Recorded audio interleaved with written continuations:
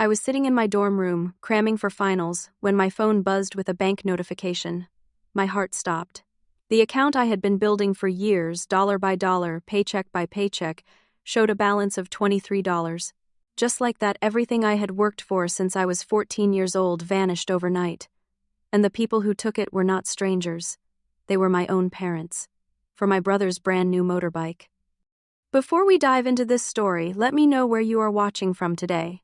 Drop your city or country in the comments below. If you have ever felt like the invisible child in your own family, hit that like button and subscribe to this channel. Trust me, you will want to stay until the end to see how this one unfolds. Now let me take you back to where it all began. Growing up, I always knew my place in the family.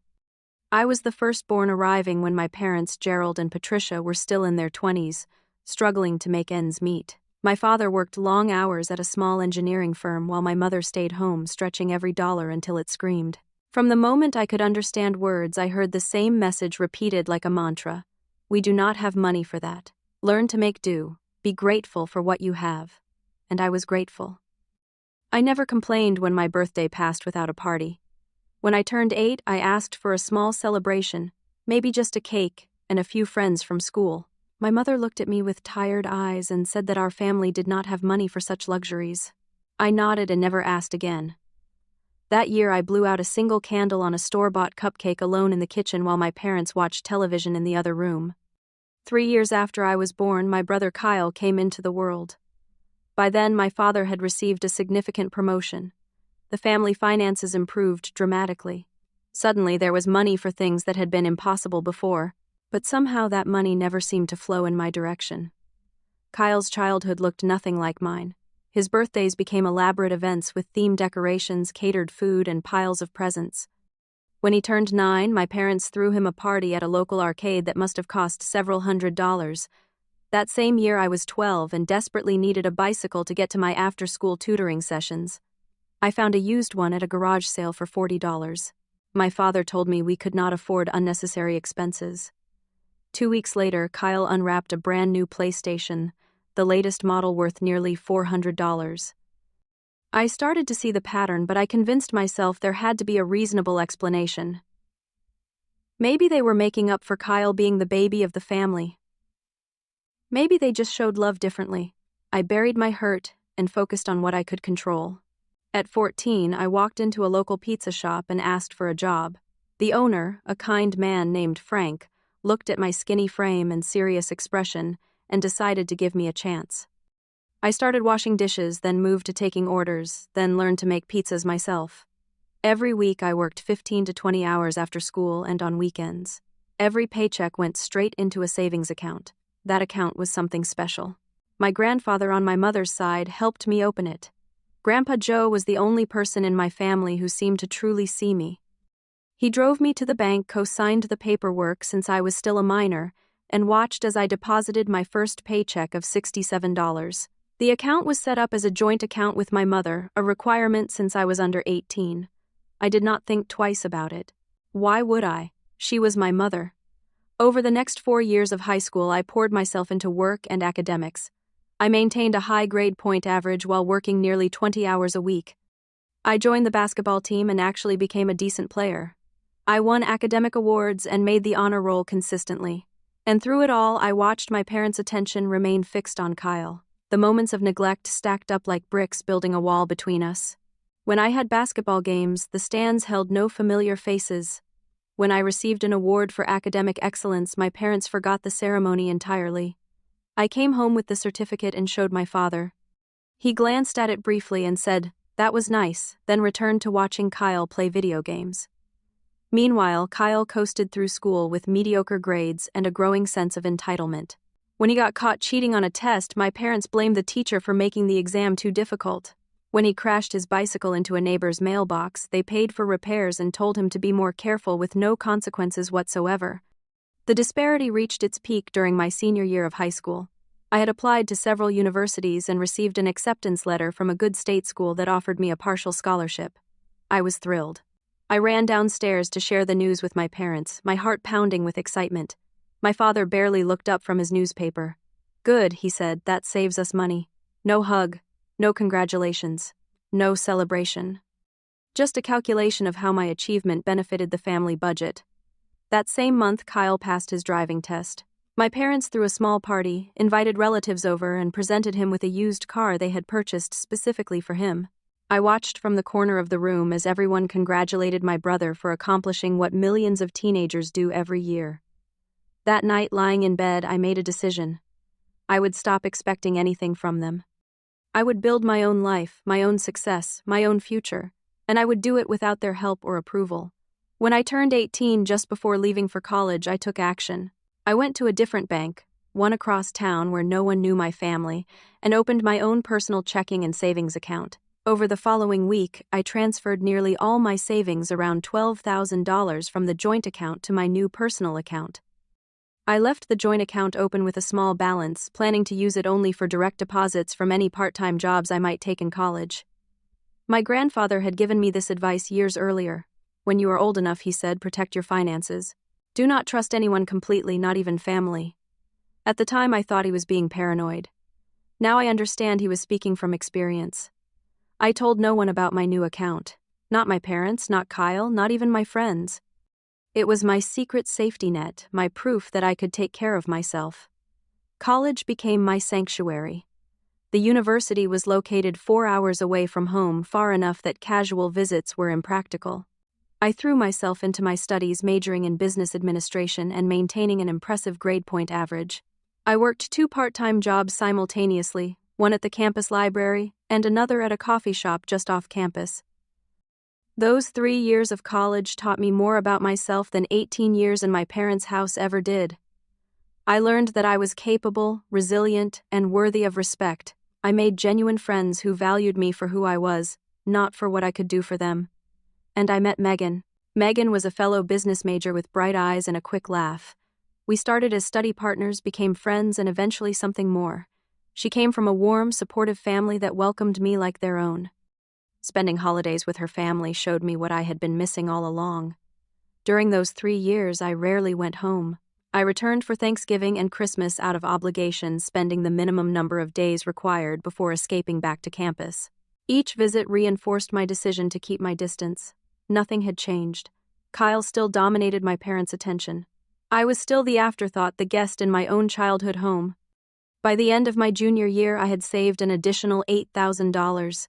My personal account now held around $20,000, a small fortune for a college student. The joint account, the one my mother could still access, contained only the accumulation of my part-time job paychecks, around $3,500. One evening, about a month before summer break, I received a text message from Kyle. It was unusual because my brother rarely contacted me directly. His message was blunt. "How much money do you have saved up?" I found the question strange, but replied vaguely, "Enough to get by." Why? Kyle responded that he had just graduated from high school and wanted to buy a motorcycle, a nice one. He asked if I could lend him some cash, maybe a few thousand. I stared at my phone for a long moment before typing my response. "I worked hard for that money. You should do the same." His reply came fast and angry. A string of messages calling me selfish, saying I never helped the family, accusing me of thinking I was better than everyone else. I did not respond. I had finals to study for and no energy for his drama. 2 weeks later, I was in my dorm room, buried in textbooks and notes for my final exams. It was late, nearly 11 at night, when my phone buzzed with a notification from my banking app.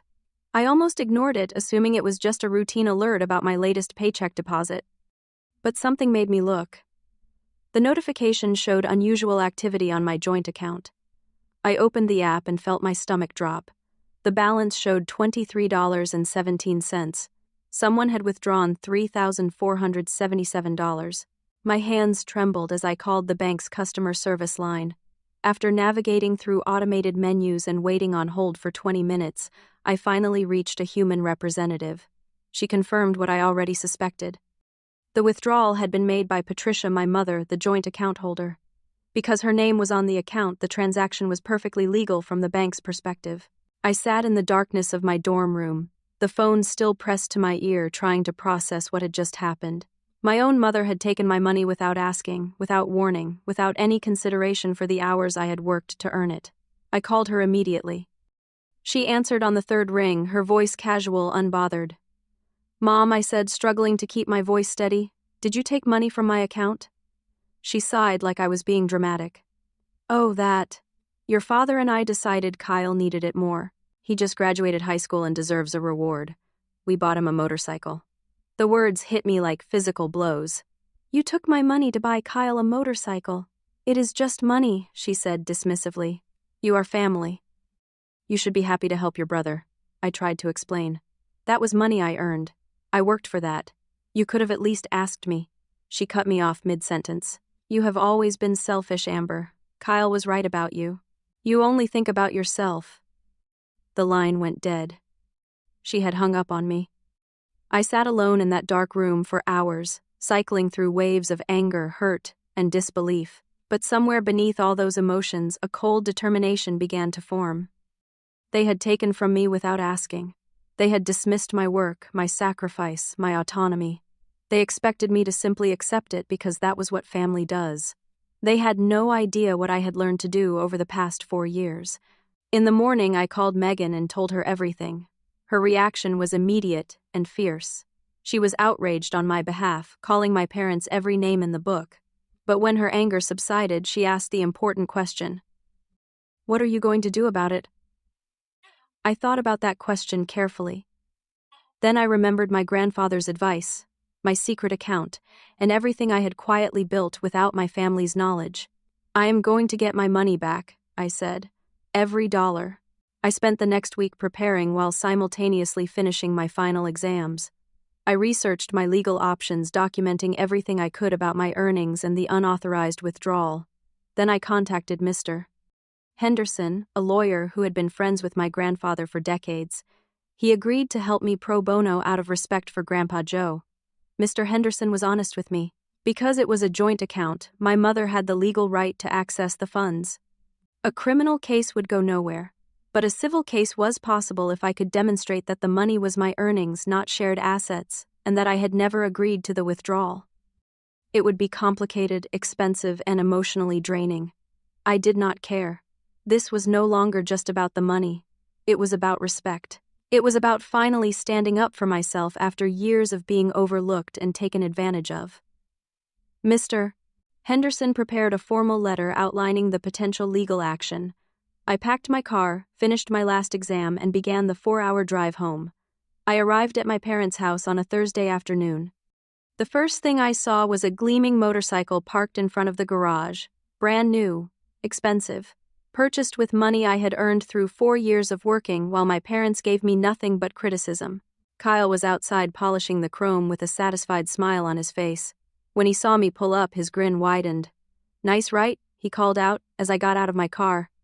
$4,000, brand new, top of the line. I nodded without speaking and walked past him into the house. That evening we gathered for dinner. The tension in the room was thick enough to cut. My parents acted like nothing had happened, making small talk about the weather and neighborhood gossip. Kyle bragged about his motorcycle and his plans to ride it to the beach with his friends. Finally, my father cleared his throat and addressed me directly. "So," he said, that smirk I remembered from childhood crossing his face, "you saw Kyle's new bike. You should be proud to help him out. That is what family does." I looked at him for a long moment. Then I did something that surprised even myself. I laughed. The sound echoed in the silent dining room. My mother froze with her fork halfway to her mouth. Kyle stared at me like I had grown a second head. My father's smirk disappeared, replaced by something harder. "What is so funny?" he demanded. I controlled my laughter and met his eyes directly. "I am just wondering if you know exactly which account you took that money from." My mother set down her fork. "Your savings account. The one we helped you open when you were 14. I nodded slowly. That account had my paychecks, my wages from my part-time jobs in college, not my savings. Confusion flickered across my father's face. "What do you mean?" "I mean that when I turned 18, I opened my own account at a different bank. I transferred almost everything I had saved into that account. You never knew about it. The money you took was just what I had earned over the past year or so. My actual savings, the $12,000 I saved in high school, plus the $8,000 more I saved in college, are safe." The color drained from my father's face. My mother's mouth opened and closed like a fish gasping for air. Kyle jumped to his feet. "So what?" he shouted. "You still owe me." You make money. I deserve some too. I turned to look at my brother. Really look at him for the first time in years. He was 19 years old, physically an adult, but still acting like a spoiled child who believed the world owed him everything. I do not owe you anything, I said calmly. I never have. The room erupted. My mother began shouting about how ungrateful I was, how she and my father had raised me, fed me, clothed me. Kyle continued his tirade about deserving his share of my earnings. My father just sat there, his face cycling through emotions I could not read. I waited until they exhausted themselves. Then I reached into my bag and pulled out the envelope Mr. Henderson had prepared. This is a letter from my lawyer, I said, placing it on the table.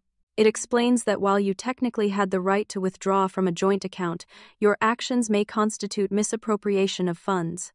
The money in that account was demonstrably my earnings, not shared assets. I never authorized or agreed to the withdrawal. If I choose to pursue this, it will go to civil court. My father snatched the letter and read it, his hands shaking slightly. When he finished, he looked up at me with an expression I had never seen before. Fear. You would sue your own family, Kyle asked, his voice cracking. I do not want to, I replied honestly, but I want my money back, every single dollar. Within 6 months. My mother began crying, begging me to reconsider, appealing to family loyalty and obligation. I watched her tears without feeling the guilt she expected. For 22 years, I had been the one making sacrifices, the one overlooked, the one expected to give without receiving. I looked at my mother directly. You never asked me before taking my money. You never thought about how hard I worked for it. This is not about forgiveness. This is about respect. You taught me that I had to earn everything in my life. Now I am teaching Kyle the same lesson. I stood up from the table. I will not be staying here this summer. I have already rented an apartment near campus. I will be working full-time until the fall semester starts. I walked toward the door, then paused and turned back to my brother. Kyle, I said, I hope one day you understand that nothing in life is free. You have to earn it. That motorcycle you are so proud of was bought with someone else's hard work. Until you pay back what was taken from me, you will know that every time you ride it. I looked at my parents one final time. I love you both. I do. But I cannot respect you right now. Maybe one day things will be different. That is up to you. Then I walked out of my childhood home, got in my car, and drove away without looking back. The first weeks alone in my small apartment were harder than I expected. The adrenaline of confrontation faded, leaving behind a deep, aching emptiness. I had finally stood up for myself, but the cost was the last remnants of my illusions about my family. Some nights I lay awake staring at the ceiling, wondering if I had done the right thing. I replayed conversations in my head, questioning every word I had said. Should I have been more forgiving? Less harsh? Was money really worth fracturing my family over? Megan visited often during those dark weeks. She would bring food, force me to take walks, and simply sit with me when I did not feel like talking. She never judged my decisions or told me what I should feel. She just loved me unconditionally in a way my own parents never had. Slowly, something shifted. The silence of living alone, which had initially felt oppressive, became peaceful. I could eat what I wanted, sleep when I wanted, exist without constantly measuring myself against Kyle's favored status. For the first time in my life, I felt truly free. 2 months after I left, I received an unexpected text from Kyle. The message was short. This job sucks. How did you do this for years? I smiled, despite myself, and typed back. You get used to it, and you learn to appreciate what you earn. It was our longest conversation in years. Later, my grandfather told me that Kyle had taken a job at a fast food restaurant. My parents had apparently informed him that if he wanted to keep the motorcycle, he would need to repay the money himself. It was the first time in his life he had been held accountable for anything. 3 months after the confrontation, I heard a knock on my apartment door. I opened it to find my father standing alone in the hallway, looking smaller and older than I remembered. He held out an envelope. Inside was a check for $1,000. This is the first payment, he said quietly. Kyle earned it himself. I took the envelope but did not invite him in. We stood there in awkward silence for a moment. Then my father spoke again. I am sorry, Amber. I know those words do not fix anything, but I need you to know that I see now what I failed to see before. We treated you unfairly. We took you for granted. And we nearly lost you because of it. I felt tears prick at my eyes but blinked them back. "This is a start," I said, "but trust takes time to rebuild." He nodded, his own eyes glistening. "I know. I just hope you will give us the chance." He left without another word. I closed the door and leaned against it, letting the tears finally fall. They were not tears of sadness exactly, or of joy. They were tears of release of something broken finally beginning to heal. Over the following year, things slowly improved. Kyle finished repaying the debt one paycheck at a time. More importantly, something changed in him. The entitlement that had defined his personality began to crack, replaced by a grudging respect for hard work. We were not close, but we were civil. It was more than I had expected. My relationship with my parents remained complicated. We talked occasionally, saw each other on holidays, and slowly rebuilt a connection based on mutual respect rather than obligation. It would never be the warm, supportive relationship I had longed for as a child, but it was honest. I graduated from college with honors the following spring. Megan was there along with my grandfather and, to my surprise, my entire family. When I walked across that stage to receive my diploma, I saw my father in the audience applauding with tears streaming down his face. After the ceremony, he hugged me for the first time in years. "I am proud of you," he whispered. "I should have said that a long time ago." I accepted a job offer from a company in Austin. Megan and I moved there together, starting our new life in a city where no one knew our histories. I was finally the author of my own story. Looking back, I realized that the worst moment of my life became the catalyst for the best changes. If my parents had never taken that money, I might have spent years more trying to earn love and approval that was never coming. Their betrayal forced me to see the truth and to finally value myself. The lesson I carry with me is this: family does not mean accepting mistreatment. Love does not mean allowing others to take advantage of you. Sometimes setting boundaries is the most loving thing you can do, both for yourself and for the people who need to learn that their actions have consequences. If you are watching this and you see yourself in my story, please hear me. Your worth is not determined by how much you sacrifice for others. Your value does not decrease because someone fails to see it. And sometimes the hardest battles we fight are not with strangers but with the people who were supposed to love us unconditionally. You deserve respect, you deserve to be seen, and you have every right to demand both. Now I want to hear from you. Have you ever had to stand up to your own family? How did you find the strength to set boundaries with the people you love? Share your story in the comments below. Your experience might help someone else who is going through something similar. If this story touched you in any way, please hit that like button and subscribe to this channel for more stories like this one. And if you know someone who needs to hear this message, share this video with them. Sometimes a single story can change everything. Thank you for being here today, and for sharing this journey with me. I wish you strength, clarity, and the courage to stand up for yourself no matter what. Take care of yourselves, and I will see you in the next one.